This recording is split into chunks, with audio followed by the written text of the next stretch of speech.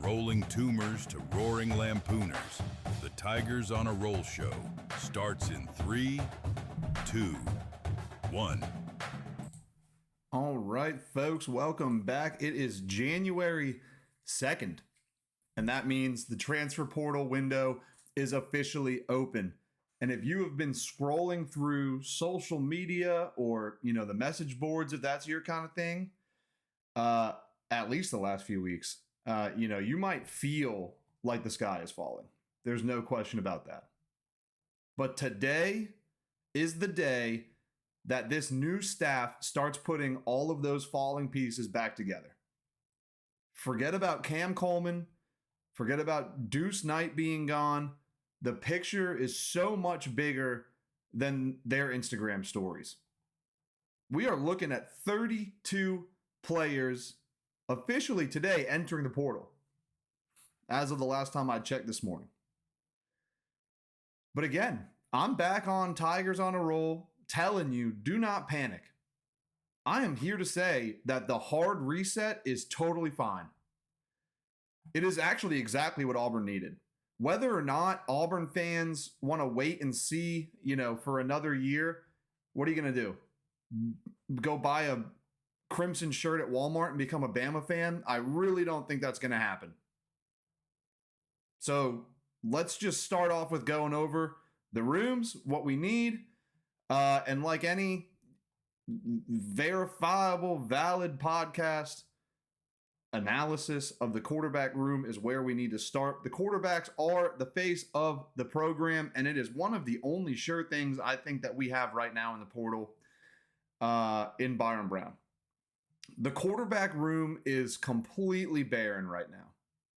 It is basically just John Colvin and QB coach Joel Gordon looking at each other, just waiting on the notification to hit their iPhone that news has officially dropped that Byram is going to walk in the door at any moment.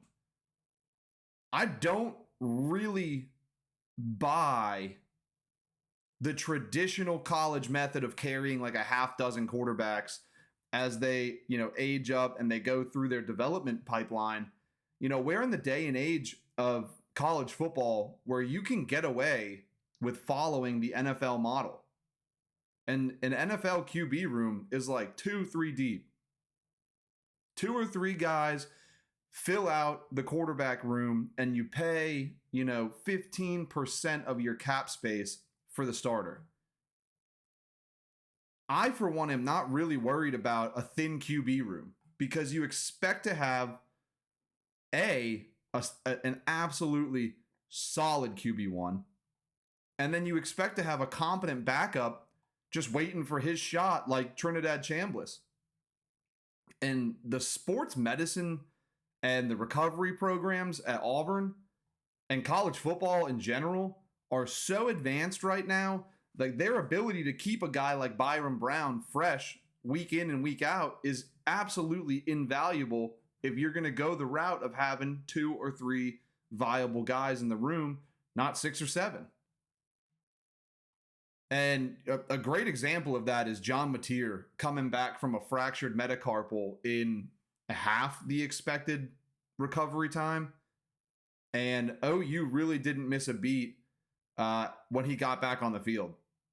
So, expect 2 guys to come out of the portal, 2 guys for Golesh to spend his money on, and bringing in, Reese Brush in this next class to join them over the summer. And I think that that's what that portal looks like for us. There's absolutely no reason to be going out and trying to grab 7 guys or relying on the guys that you have now, because you have an era of college football where you can go out and you can be the highest bidder and you can buy fingers crossed, knock on wood, whatever, a CFP quality quarterback at a competitive market rate, and they're serviceable. You don't have to rely on guys like Deuce Knight sticking around, although he is an athletic freak. You don't have to pay a 3rd string quarterback at the start of the season the same you would getting a guy coming out of a school like USF, to take Byron Brown for the example. And I think that that's where Golesh is at right now. And I would not be surprised if Byram drops that news tonight, tomorrow, definitely by Monday at the latest. But that's where we're at. That's where we're at with the quarterback room. And we've got to move on, obviously, to their weapons. Taking a look at the guys we lost. You lost Cam, Malcolm, and Perry, but that's all old news right now. The new news is that Eric Singleton is heading to the NFL draft. So that room, as it sits, will not return any of the top 5 wideouts from last year. I think that Golesh, well, you know at this point, I know at this point that Golesh is putting the press on Keyshawn Singleton and Christian Neptune, who are a pair of high-producing wide receivers from USF, and those guys are my 1A and 1B, and I know that they're on Golesh's board is the same thing, to go take a look at in the portal and see if you can't bring them as a package deal and sell them that Byron Brown's coming. You know, if that's the case over the weekend, then I think you pick up these two guys almost immediately. Neptune is a guy, I think his estimated 200-meter time was 23 seconds, which is flying. And then you've got Singleton, who's a 6 foot, 215-pound, 6'3", 215-pound monster who runs a 4.40. And they both know Golesh's offense after playing in it, and they have chemistry with Byron Brown and helped him along the way to his 3,000, 1,000 yard season that he set NCAA records, you know, at USF this past year. So if we land them, I think that we smooth out the transition curve for the whole offense. And immediately you have the ability to stretch the field again. Even though you lost a couple of these guys that Hugh Freeze basically paid to commit that were supposed to be the weapons, of the future and the NCAA or college Division I college football's best wide receiver room, Auburn's best wide receiver room of all time. I'm at the point where I'm jaded to the kids leaving, and I am sold, not by Golesh, but just college football in general. Indiana, for the most recent example last night. You can go find 3-star guys, 4-star guys who have the athletic traits that you're looking for and build a super, super competitive team with them, giving them a shot, and not just expecting a bunch of 5-stars to come in and be the studs that their rankings suggest they will be, because that just absolutely did not pan out for Auburn, and we no longer have any of those guys. So that's where we are, and those are the two guys that I think are going to vastly benefit the wide receiver room immediately, as long as we can bag them, and I think that we do.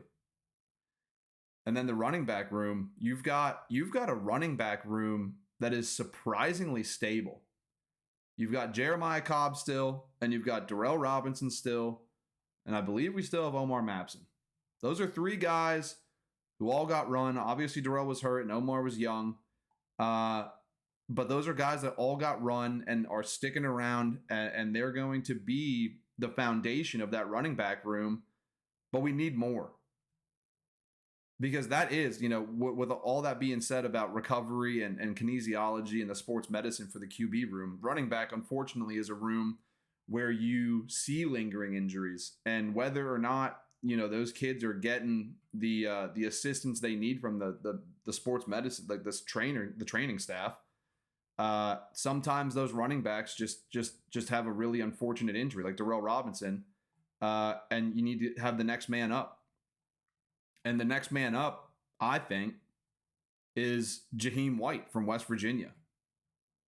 He's been ready to leave Morgantown and would be a perfect complement to this room.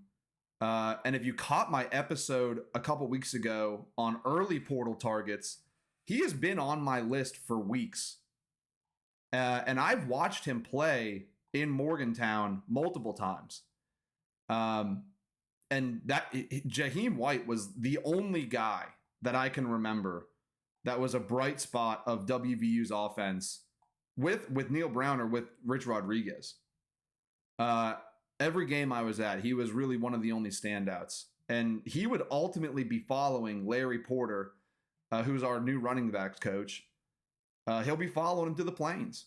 And I think that that's a great combo deal right there too. You've got a coach with like 29 years of experience, and then you've got a kid who was a standout at a Power 4 school and is looking for an opportunity at what would essentially be the next level between the Big 12 and the SEC.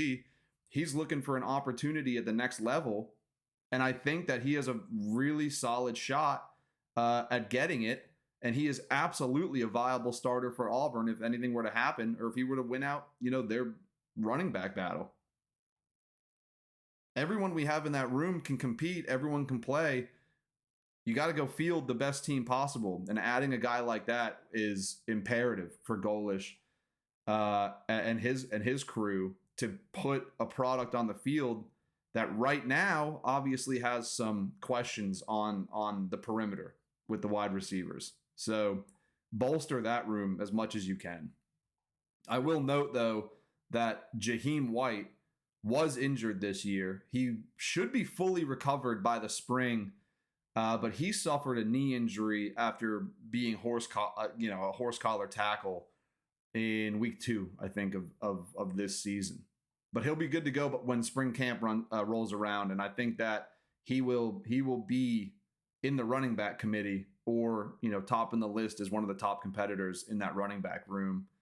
The guy had like 140 yards and 3 touchdowns in 5 quarters of gameplay before being sidelined this last season. So he's a stud. He really is. He looks good on film. He looks good on the field. And he is certainly a guy that I really, really want to add to this backfield. And right in front of them, right in front of the backfield, we got our offensive lineman. And Chad Slade, if you are seeing this video, let's get you on here, my guy. Come talk ball, because we need to talk about the trenches. We lost a lot more than I expected to the portal, and then obviously had some of those guys run out of eligibility. But this is another room, like the quarterback room, that unfortunately is very bare, at least with certified production for the last couple seasons. And offensive line is one of those groups where you want veterans playing year in and year out, because they have to gel together and they have to be aware of the job at hand. And as it sits right now, the offensive line will not return a starter. Unless, of course, DeAndre Carter withdraws from the portal. And if he comes back, he'll be a keystone on this line. But if not, Golesh and Auburn are going to have to get out there, and they're going to have to sign at least 4 veteran linemen to play immediately, because Kale Ellis is obviously expected to start at center next year, since Connor Lew's going to the draft. An offensive line is one of the hardest positions to pick up in the portal. They're just such loyal, cemented guys on whatever team takes them out of high school. It is really hard to find viable starters in the portal at offensive line. But again, you've got a changing landscape of college football with a lot of money being thrown around. And when I looked this morning, there were 180 linemen in the portal that have played 12 or more games. And that's your talent pool that you're going to be vying for, competing against every other big school that needs to fill spots at the offensive line. The one good thing is that you can sell them on immediate playing time, because Auburn absolutely needs it. And then on the other side of the ball, Durkin stayed as DC, which was supposed to provide some continuity. Or at least we all thought it was. And it was a good idea, but it has not panned out that way. And losing guys like, Keldrick and Bobby and Amaris Williams, mostly to the draft, but, a lot of these guys on defense are portaling too. On that line, that is just not ideal to field a unit that's going to compare to the numbers they put up this year. And sure, we were 5-7, and we were quote unquote close to winning a lot of games. But that defensive unit legit statistically was super legit. And we need bodies on that defensive line in the trenches. So we're looking right now, kind of unexpected, at least in my opinion, to adding 5 defensive linemen from the portal.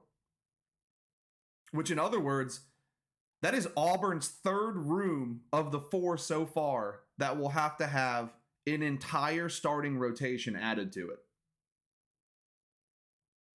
And the last room that I'm going to mention today is the secondary, which, similar to the wide receivers, the one bright spot with the whole thing is that the USF pipeline might be a great stopgap for Golesh, at least for the time being, until we get some of these bigger, quote unquote, bigger names on campus or get really, really deep into a solid recruiting class for next year.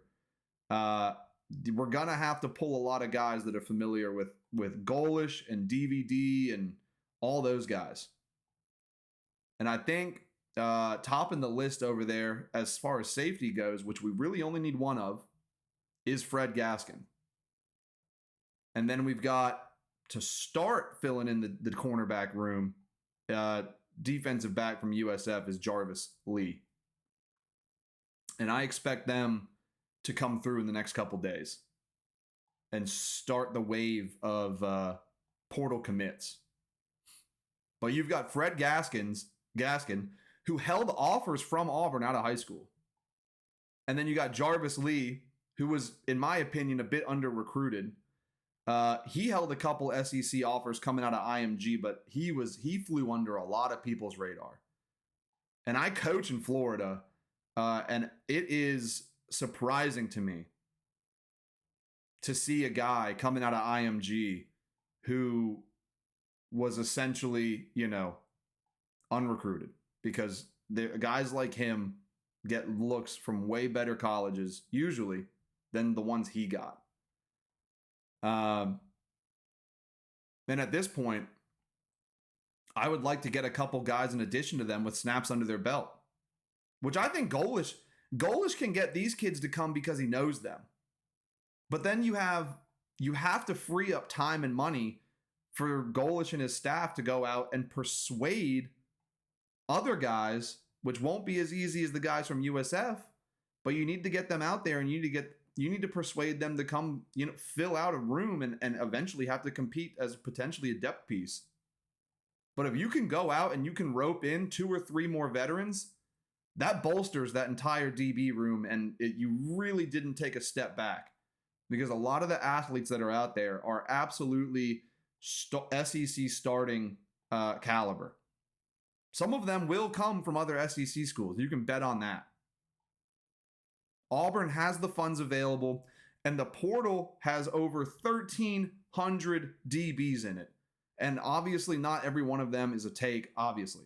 Some of them are gems. Some of them are, certified starters. Some of them have, that veteran quality that you look for. And then some of them are just absolute stud athletes that if you plug them in the right way, they can become potentially the next Debo Atkins.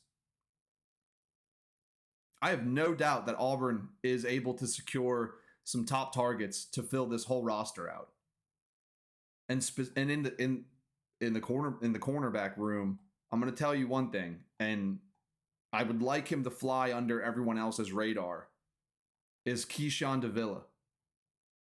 He's leaving Arkansas, but 2 seasons ago, he came out of JUCO as the number 1 corner prospect. And he's from Tampa. And I bet you that he knows DVD after inevitably crossing paths in the Florida high school football scene while he was being recruited. I believe he's from Orlando or Ocala, something like that, Central Florida. I would like to get him on campus. I would like to see what he can do in this defense, in this DB room, because I think that he is a stud. He looks good, has the physical qualities, and Golesh and his staff are huge, huge measurements guys. They know what you can do, and they will predict your ability to do it. Your eval starts with, do you have the right measurements to play the position that you are being recruited to play? So expect Auburn to sign Byron Brown by Monday, and then have Golesh go out and start, getting these sweet graphics out of all of these gems that we're going to find all over the place over the next couple weeks. And come September, we might not be the biggest team, certainly not in the SEC, but we will be the fastest. And those guys will eval these kids on their measurements, and they will absolutely 100% fit into the scheme that they are going to run on both sides of the ball. And they are going to find success with it. And unlike Auburn basketball, that recipe, speed over size, has actually been known to find success on the football field. It's not working out great for Auburn's basketball team, but it is absolutely feasible in 2026 in college football. And I want to hear y'all. I want to hear from you guys. I want to hear from everyone in the comments. Who tops your list? I gave you one of mine who I want to fly under the radar so we can grab them. But who tops your list as a portal target? Who's your top portal target outside of Byron Brown? This staff has been around the block, and they have made their living off of evaluating talent to compete, even if they are the underdogs. So let me know what you think. Are you thinking in the first, 24 hours, where's your head at? What do you want to see? What's a win for you day one in the portal? What's a win for you over the weekend? Let me know in the comments. Hit me up on X. Please don't forget to like, share, and sub if you haven't already. It helps the channel immensely. And like I said, I always love meeting you guys right here on YouTube. I appreciate everyone for tuning in, and I will be tracking these commitments as they come in. And hopefully for the guys that I have some connections with over here via the high school scene, trying to get them on here. Guys that end up committing to Auburn, I've got one on the hook right now, and he has some great insight into how his recruiting had gone and how he ultimately ended up signing with Auburn and Alex Golesh, which is absolutely awesome. But I'm going to try to get you guys rundowns on all of these players, either on YouTube as an episode or some coverage on X, whichever one, they kind of call for. But sorry also about not getting an episode in yesterday or earlier this week, I guess. I decided to hit the Cheez-It Bowl. So we went out there, went to the Cheez-It Bowl, watched Texas slap Michigan around, and then got out there for New Year's and enjoyed some libations. So just know I always come back. So until next time, guys, as always, War Eagle, and I will see you.